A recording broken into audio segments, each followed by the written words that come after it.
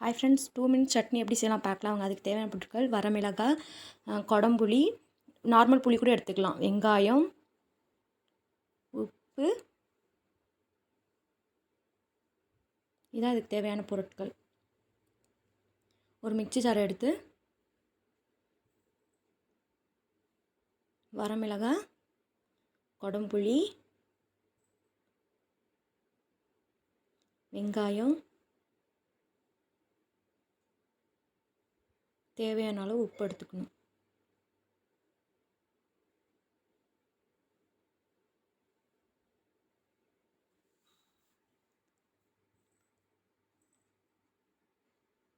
கொஞ்சமாக தண்ணி ஊற்றி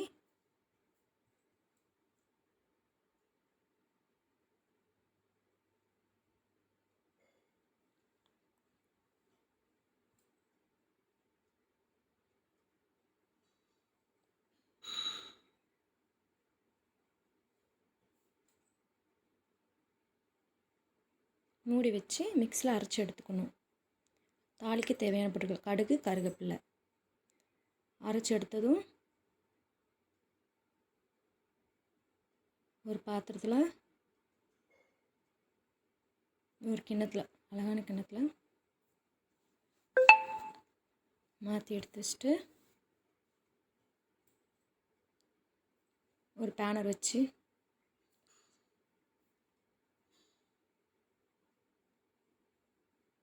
எண்ணெய் ஊற்றி, எண்ணெய் காஞ்சதும் கருவேப்பிலை போட்டு தாளிச்சிட வேண்டியதான்.